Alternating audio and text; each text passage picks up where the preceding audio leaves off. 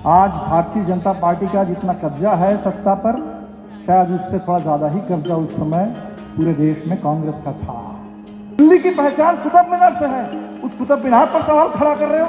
अब बच्चों को सिखा रहे हो कि ये विदेशी प्रतीक है, ये गुलामी का प्रतीक है, हमारे देश के इतिहास, हमारे खूबसूरती का प्रतीक है।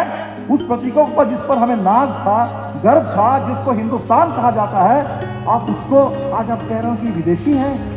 आज आजादी के अमृत महोत्सव के नाम पर कौन सा जहर तरस रहा हो, ये आज देश के सामने बड़ा सवाल है। क्योंकि इस देश में जो मिट्टी है वो मिट्टी बहुत लोकतांत्रिक नहीं है। इसके ऊपर ये संविधान जो है एक लोकतंत्र का मुलम्मा है, लेकिन मिट्टी अभी उसका डेमोक्रेटाइजेशन जरूरी है।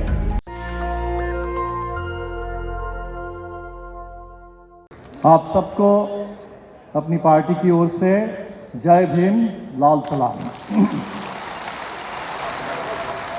आज एक ऐतिहासिक अवसर है। 74 आंदोलन, उसके 5 जून संपूर्ण क्रांति का उद्घोष, उसके 48 साल पूरे हो रहे हैं। उस मौके पर हम लोग यहाँ इकट्ठा हैं, इसलिए कुछ तो बात इतिहास की होगी, हो रही है, हम भी कुछ करेंगे। उसी से शुरू करते हैं। और 74 से हर चीज़ का थोड़ा सा पीछे का भी कुछ इतिहास होता है, तो 74 से थोड़ा सा आपको हम पीछे ले जाएंगे। बहुत पीछे नहीं, किसी काल्पनिक अतीत में नहीं, किसी सुदूर अतीत में नहीं। 74 से ठीक 7 साल पहले 1967 आज़ादी के बाद हिंदुस्तान की पूरी राजनीति में, सामाजिक बदलाव में एक बहुत बड़ा मील का पत्थर 1967। 2 बड़ी बातें हुई थी 1967 में। एक, जो उस समय बहुत सारे राज्यों में चुनाव हुए थे, पहली बार उन दिनों पूरे देश में कांग्रेस की सरकारें हुआ करती थी। आज भारतीय जनता पार्टी का जितना कब्जा है सत्ता पर, शायद उससे थोड़ा ज़्यादा ही कब्जा उस समय पूरे देश में कांग्रेस का था।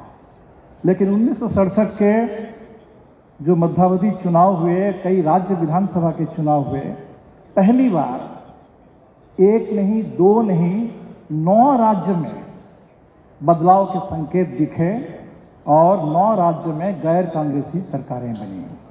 तो 67 से मेरा मतलब है कि देश में जो संसदीय विपक्ष है, संसदीय जो पूरे संघर्ष की धारा है, उसमें एक बड़ा बदलाव, एक नई गति उसमें दिखी।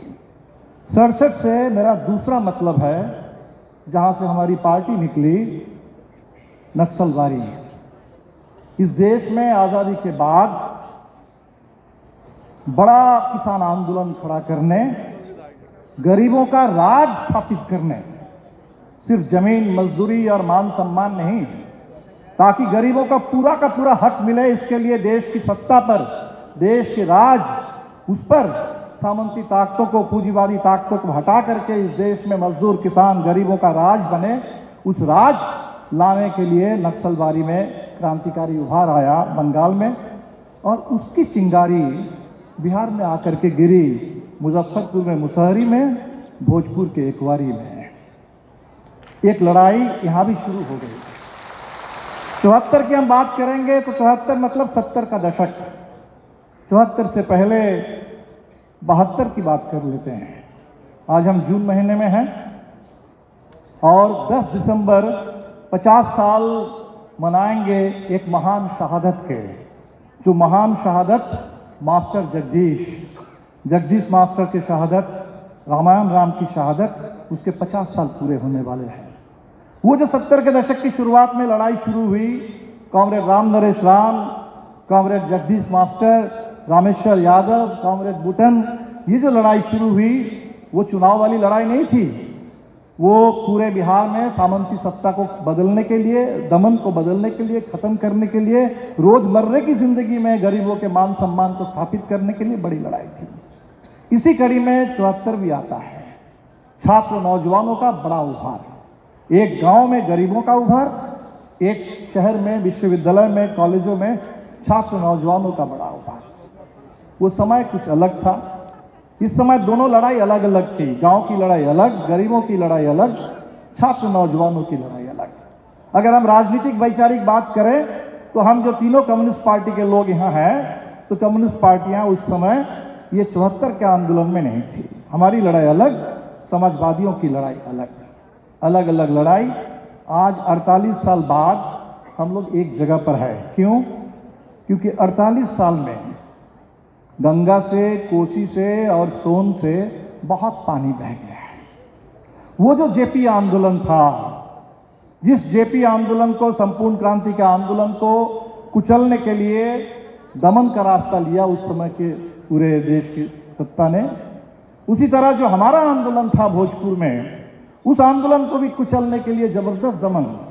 अगर 74 के हमारे सारे नेता, छात्र नेता जेल में बंद हुए, तो मैं जिस पार्टी से हूं, भाकपा माले, हमारी पार्टी के दूसरे महासचिव कॉमरेड जहर 1975 के नवंबर में भोजपुर में शहीद हो जाते हैं। तो दोनों आंदोलन को, उस समय दोनों आंदोलन अलग अलग, लेकिन दोनों आंदोलन को दबाने के लिए राज सत्ता का संपूर्ण दमन, लेकिन वो दमन चला नहीं। वो जो आपातकाल आया, थोड़ी देर के लिए आया, एक घोषित आपातकाल था, वो चला नहीं। जब आपातकाल खत्म होता है तो बिहार के मुख्यमंत्री और कोई नहीं, कर्पूरी ठाकुर बनते हैं बिहार के मुख्यमंत्री। एक बदलाव आता है, दिखता है। लेकिन आज हमारे सामने बिल्कुल स्पष्ट है, वो जेपी आंदोलन वो दो धारा में बटा हुआ है। एक धारा जेपी आंदोलन से जनता पार्टी होते हुए बीजेपी, जेपी से बीजेपी, जेपी से बीजेपी तक एक यात्रा है, वो एक रास्ता है। उस रास्ते पर चलने वाले लोग वो कम से कम इस सभागार के अंदर नहीं है, वो बाहर चल रहे हैं अपने रास्ते पर और देश को धकेल रहे हैं। और दूसरा रास्ता जो उससे निकला कि उस बीजेपी के खिलाफ, और बीजेपी का मतलब क्या है हमारे पूर्व वक्ताओं ने बता दिया, बहुत बताने की कोई जरूरत नहीं है। इसके खिलाफ लड़ने के लिए आज एक दूसरे तरह का गठबंधन बना है। इस महागठबंधन में फिलहाल आप 4 पार्टी देख रहे हैं। महागठबंधन के लिए हो सकता है कि महाशब्द के लिए और भी पार्टियां चाहिए, लेकिन इसमें जो 3 कम्युनिस्ट पार्टी आपको दिख रही है, उसमें माले, सीपीआई और सीपीएम के साथ राष्ट्रीय जनता दल के रिश्ते बहुत पुराने हैं, हमारे रिश्ते नए हैं। 15 साल राजद की सरकार थी, हम विपक्ष में थे, हम लोगों का खट्टा मीठा रिश्ता रहा है। और आज अगर पिछले 1.5 साल से हम लोग साथ साथ चल रहे हैं, तो उसका कारण है कि आज ये वक्त की जरूरत है। आज एक वक्त की जरूरत है, क्योंकि जो 75 का आपातकाल था, वो आपातकाल तो खत्म हो गया, वो तो घोषित आपातकाल था। आज तो अघोषित है, वो तो एक ठोस समय के लिए था, आज तो स्थायी आपातकाल है। आज के आपातकाल का नाम है अच्छे दिन। अच्छे दिन आज के अघोषित आपातकाल का नाम है। उस समय तो कुछ लोगों को जेल में डाला जाता था, आज तो वहां नए नए औजार है उनके पास। एनफोर्समेंट डायरेक्टोरेट है, सीबीआई है, ईडी है, ईडी के पास तैयार है, आज कहां छापा मारना है, कल कहां छापा मारना है, परसों किसको जेल में डालना है, ये तैयार है। तो आज चारों तरफ ऐसा दमन है, ऐसा दमन। इस देश में संविधान उसको रौंदा जा रहा है। हिंदुस्तान इस रूप में रहेगा कि नहीं रहेगा, ये बड़ा सवाल खड़ा हो गया है।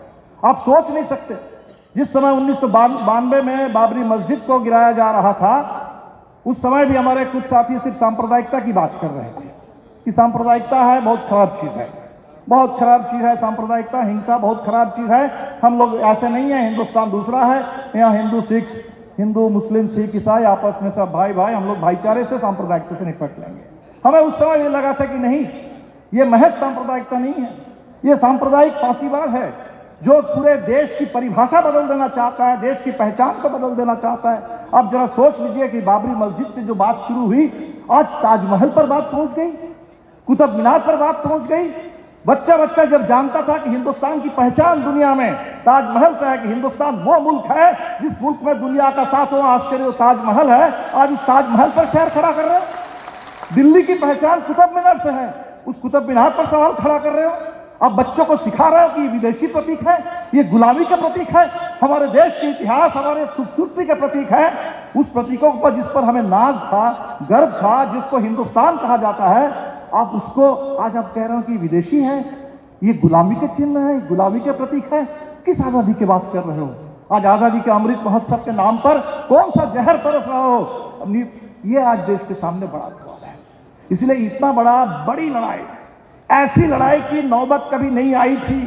इतना बड़ा खतरा पूरे देश के सामने, इतनी बड़ी चुनौती आजाद हिंदुस्तान में इससे पहले हमारे सामने नहीं आई थी।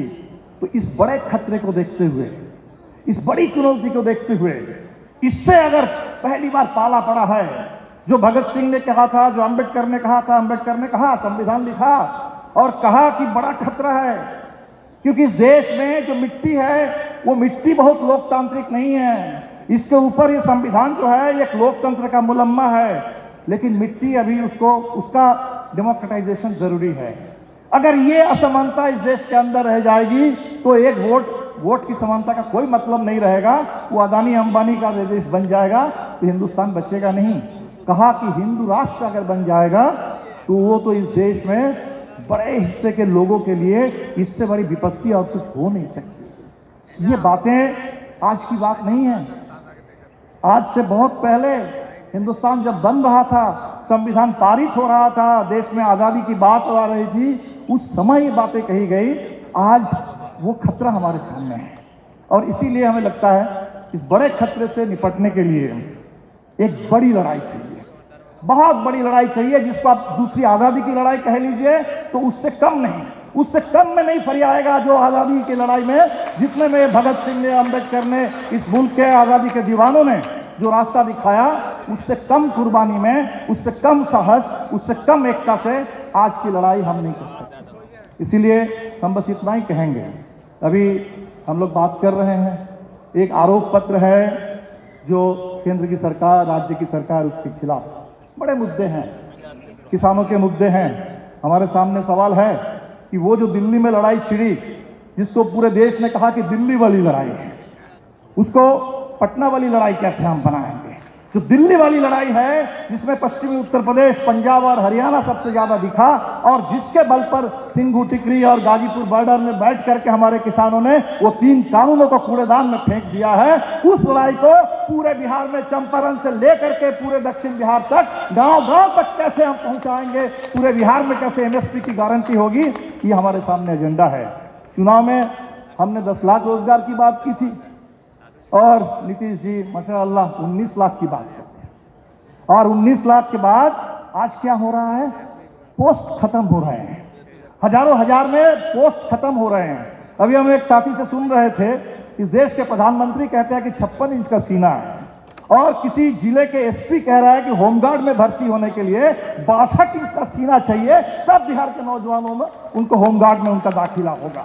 अभी रेलवे में हमने देखा छात्रों का, नौजवानों के गुस्से का विस्फोट। वो रोजगार कोई नारा नहीं है, रोजगार इस समय सबसे ज्वलंत मांग है। नौजवानों के इस आंदोलन को हमको आगे बढ़ाना है। तो आंदोलन के एक से एक हमारे सामने मुद्दे हैं। हम इतना ही कहेंगे कि अगर हमारे दुश्मन के खिलाफ, सरकार के खिलाफ आरोप पत्र है, तो हमारे पास भी अपना संकल्प पत्र है, जो हमने चुनाव में लोगों के बीच में रखा था।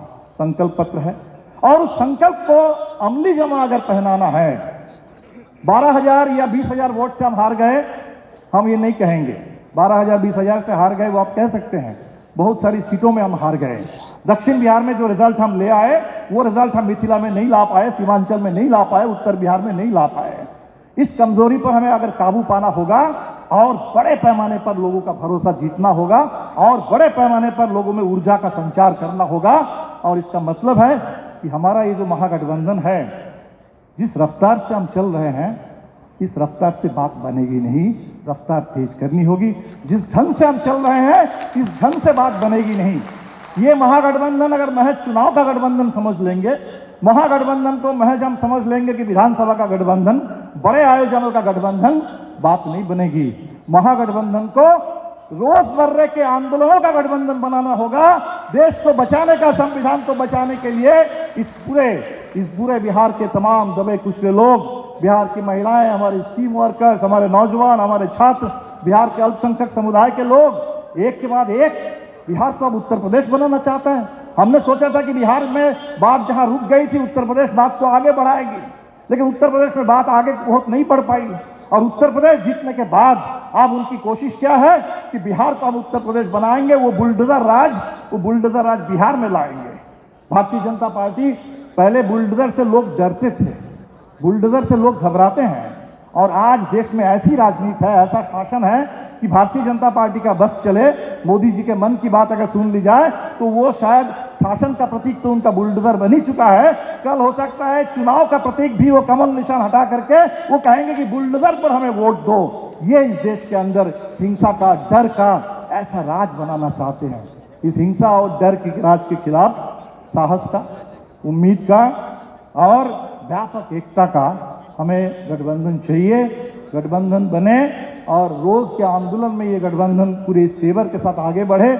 मैं समझता हूं कि ये 74 के संपूर्ण क्रांति आंदोलन, उसकी जो हमारे पास, हम भी उसके वारिस हैं, हम सब लोग इसमें यहाँ हैं, तो उसकी विरासत की ये मांग है।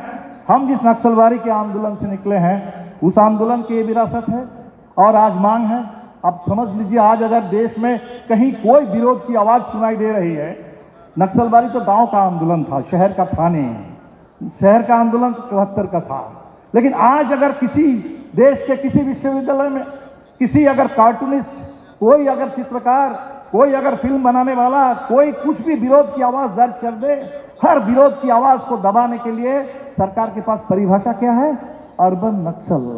अब समझ लीजिए, जब देश के हर विरोध की भाषा को नक्सल कहा जा रहा है तो वाकई उसमें कुछ था उस नक्सलवादी में, जो गरीबों ने, इस देश के दबे कुचलों ने एक इस देश के अंदर व्यवस्था परिवर्तन, जो हम कह रहे हैं कि महज सत्ता परिवर्तन नहीं, तो व्यवस्था परिवर्तन, और उस व्यवस्था को आमूलचूल परिवर्तन, उसको सिरे से बदल देना है, नीचे से बदल देना है, तो इसकी कोशिश तो थी। इसीलिए इस देश में ये जो हमारे पास विरासत है, भगत सिंह की विरासत है, अंबेडकर की विरासत है, उसके बाद की बात करें तो बड़े बड़े किसान आंदोलन की विरासत है, नक्सलवादी की विरासत है, 74 की विरासत है। सभी धाराएं आज अब अगर एक देख रहे हैं तो चंद सीटों के लिए नहीं, किसी तरह कुछ वोट मिल जाए, किसी तरह 2-4 सीट इसको बढ़ जाए, उसकी बढ़ जाए, इतने छोटे मकसद के लिए ये महागठबंधन नहीं बना है। महागठबंधन बना है और चलेगा महामकसद के लिए, महाकाम पूरा करने के लिए, देश को बचाने के लिए, बिहार को बदलने के लिए। बिहार में उस समय 74 के आंदोलन में बिहार से शुरू हुआ और वो आपातकाल खत्म हुआ। आज आपातकाल से भी सुपर आपातकाल आपके पास है। फांसीवाद कह लीजिए, तानाशाही कह लीजिए, हिटलरशाही कह लीजिए, जो भी जिस नाम से पुकारिए, उससे भी खतरनाक ये चीज है।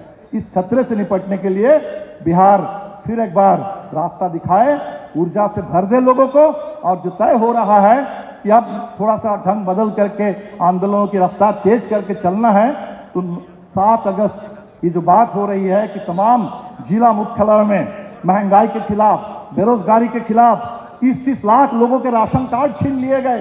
राशन कार्ड क्यों छीना जा रहा है? ताकि राशन की व्यवस्था खत्म हो जाए, राशन की व्यवस्था खत्म हो जाए। और वो खेती के कानून तो वापस हुए, लेकिन खेती बिक जाएगी अदानी और अंबानी के पास। गेहूं चला गया, 1 महीना पूरा गेहूं के निर्यात हुआ, तब जाकर के मोदी जी ने उस पर रोक लगाई।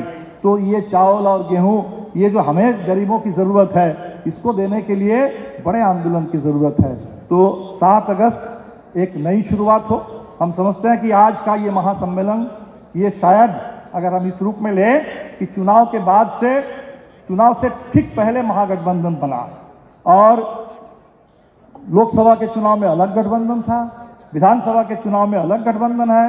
आज जो हम देख रहे हैं कि थोड़ा नजारा कुछ और है, तो गठबंधन तो बदलता रहा है, लेकिन उससे ज्यादा जरूरी ये है कि पिछले करीब 1.5 साल चुनाव के बाद बीत गए, सामने बड़ी लड़ाई है, राष्ट्रपति का चुनाव है, लोकसभा का चुनाव है, हो सकता है विधानसभा का चुनाव है। नीतीश जी आज हैं, लेकिन वो लालू जी, नीतीश जी, रामविलास जी की पीढ़ी, वो पीढ़ी धीरे धीरे समाप्त हो रही है।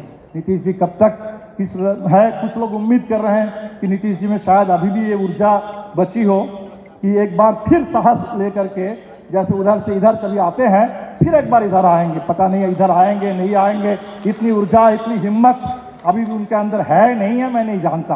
लेकिन सवाल नेताओं का नहीं है, सवाल जनता का है, कार्यकर्ताओं का है, सवाल आंदोलनों का है। इसलिए बिहार को वो ऊर्जा, उसका संचार करना होगा पूरे देश में, जिस ऊर्जा के बल पर, जिस साहस, जिस एकता के बल पर, जो हम सब लोग चाहते हैं कि ये सरकार 2024 आते आते ये सरकार खत्म हो, और सरकार तब खत्म होगी सिर्फ चुनाव में, बूथ में वोट से नहीं, जब गांव-गांव में जिस समय गरीबों के अंदर जो मुगालते में गरीबों को डाल रखा है, हिंदू मुस्लिम का चश्मा पहना दिया है, इस चश्मा लोग उतार करके फेंकेंगे और सच्चाई के चश्मे से लोग पूरे हिंदुस्तान को फिर एक बार देखेंगे और तब हम बदल पाएंगे।